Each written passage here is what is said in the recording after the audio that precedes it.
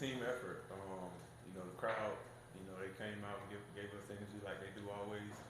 The training staff, they did a great job, you know, working on me in that third quarter so I can get back out there. And, you know, coach just kept telling us, like, we right there. And, you know, it was hard to see at first, but once we got some momentum and the crowd got going, and we just took off from that fourth quarter. Justin, when Scotty Thompson made that big three right before the jump, you were signaling him something. You were trying to tell him something. What was the conversation like? And talk about the trust you have in him, passing him that ball. Yeah. Well, just I could tell the way that they were defending us. If the ball came to me, nobody was guarding Scotty because I think it was Cruz. He was in between us. So I asked Coach if do we want to take a timeout, or if we see something, just take it. And he said, if you see something, take it. So I seen it, and you know, I just had that's the MVP. So I mean, it's easy to have confidence in him. So. Coach Tim, I caught you in one of the huddles saying 2 to 3 more turnovers, this game is over. But then you weren't supposed to hear that. But then, Coach, the NSC spirit was in full effect. What are your thoughts on the effort of the guys and how they responded from those kinds of huddles? Well, I just want to comment on that from the MVP, best import to the MVP. I mean, what a luxury that is for me, right, as a coach. You know, the trust just was there, and he made a great pass, and Scotty made a great shot from the corner. That's not the first three-point shot he's made to win. Remember the bubble? He made that shot in the corner to beat Moralco in Game 5. But, you know, yeah, I mean, it was looking, I kept telling the guys, it's there for us. We just play a little smarter. We just make a few more plays. And we just, you know, it seemed like we were at the cusp, and then we'd fall back. And at the cusp, and then we'd fall back. And I think that play where Justin got the ball on the inbounds and shot the three, and then I think we got a steal on the inbounds, and I think that just really energized the crowd and energized the whole team. And suddenly, you know, we were playing discouraged basketball because the things just weren't working for us, and it was sapping our energy. The discouragement always saps your energy.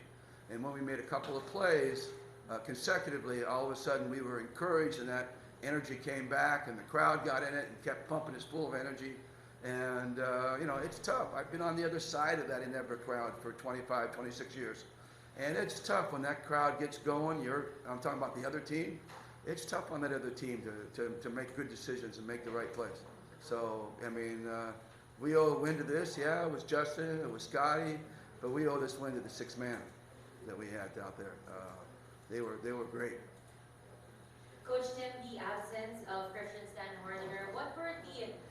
Can he go? Or just, I'm sorry, go ahead. What were the adjustments you had to make in game, and how did that made an impact to the way you guys played? Because, you know, Stan is a crucial part of that triangle. Yeah, it was really difficult. Only because we didn't know Christian wasn't going to help play until this morning. He woke up. I saw him in practice. I don't know if you saw him, but he clutched on his knee during one of our drills. Yeah. And then his group left the court, and then he came back on the court with the next rotation. And so I thought, oh, okay, I guess I just kind of dismissed it because, you know, he came out and played again. But he was complaining to the trainers after the practice that it was bothering him. And then he woke up this morning, and he almost couldn't get out of bed. He couldn't put any pressure on his leg to get up and stand up. And so he told me this morning. So we had no opportunity to adjust or work on it in practice. And we had guys playing out of position. We had Maya playing out of position. We had, for a while, we had Justin playing out of position. You were playing the 5 for us. He hasn't played the 5 for us in probably 10 years or 5 years. So, I mean, we had all guys all mixed up, and it was hard to get any execution done. And so there was just not a flow or a good feel. But what happened was the defense picked up. You didn't have to run the offense anymore because the defense was creating for our offense. And the crowd created for us. And so it worked out in the end. But it was a real struggle for the first 44, 46 minutes. It was a real struggle.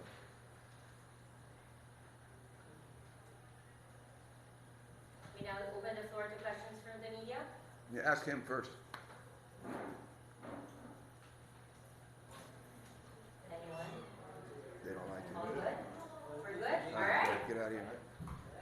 Coach, Question for Coach, Coach Tim? there's like Pinto and Aljon also delivered. Big time. Big time. I think Nards was really one of the biggest keys because he defended CJ down the stretch, and CJ was just killing us all night. He was getting downhill off his ball screens. We just couldn't control him off the ball screens, and he was creating so much to the basket. He was kicking to the roller. He was kicking to his shooters. We had a really hard time, and Nards came in and kind of got physical and down and dirty and kind of changed the momentum for CJ, and that was big. That was huge. And then Aljon is the one guy that he knows our system really, really well, and he's the one guy that practices in every position. He'll practice at the 5, he'll practice at the wing, he'll practice at the guard. He's always practicing in different positions. So he was the one guy we kind of relied on. No matter where we put him, he knew what he was doing, as opposed to some of the other players. And that's why we kept getting him out there, because, again, he gave us a little bit of flow into our offense. And plus, he's a hard-nosed defender and get on the boards. So those two guys were really, really key. Yeah, you're right. That was a good observation.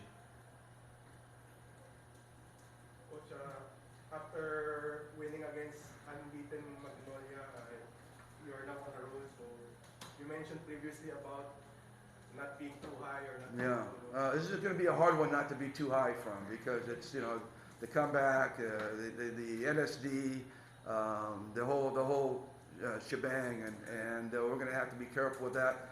We go off. I leave tomorrow for Jordan, and I'll be away from the team for a little over a week, and so Coach Richard will take over the practices, and they're going to have to. We had. Jeremiah was under protocols this whole last week, so he wasn't able to be in practice the whole week. Maya had that bad fall and terra firma game, and he didn't practice until the last day.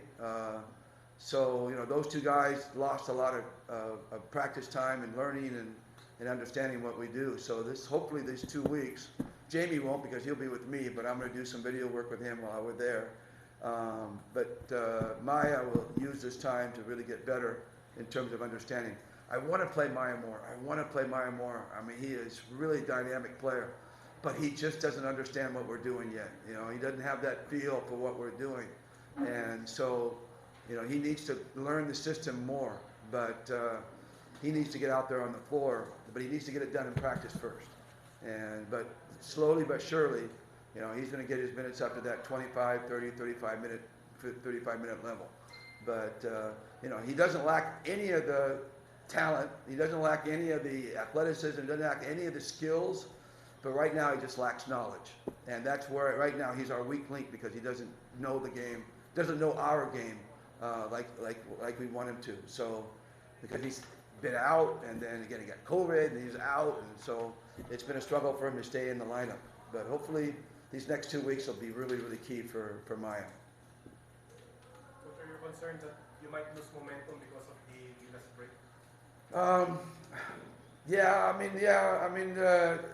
The thing is that as long as we stay locked in at practice, and I tell you, Coach Richard does a better job of that than me. Players have a tendency to relax with me because I've just coached him. But with Richard, he's like, "Rrr." And so they really mind their P's and Q's with Richard. So I think they'll have a really good week of practice. Richard's very detail oriented, so he'll make them focus on their details. And when I get back, I think on the evening of the 14th, I think we have the 15th, 16th, and 17th before we play on the 18th. But then we have bang, bang, bang. We have a whole bunch of games in a row to make up for the schedule. So that's going to be tough for us. But as long as these guys come to practice every day and work, then I think they can keep the momentum going. It's when you get campante and you relax, that's when you lose your momentum. Coach, I think you mentioned this a while ago, but any update on Christian with their Binagatan team? It just happened this morning, so he hasn't seen a doctor yet. As I mentioned, he literally couldn't push off his leg. He's walking now, but with a decided limp, and there is pain when he walks. So we really don't know what it all is yet. The trainer took a look at him, but the trainer was, you know, busy getting us ready for the game, so it didn't take that much time to do it. So now I think post-game we'll know a little bit more. And obviously tomorrow morning when he goes, he's scheduled to see a doctor sometime in the morning. So we'll know more after that. The one thing I did say to him, I said, we do have 2 weeks now, which is, you know, if he's going to get it done, I mean, I don't know if this is a long-term or a short-term, but at least we have 2 weeks to evaluate and try to fix it and get him back ready for the next game. So hopefully it's only a one game miss, but you never know. You never know until, you know, you get that MRI and you see what's going on in there. All right, that's it. Thank Thank you very you. much,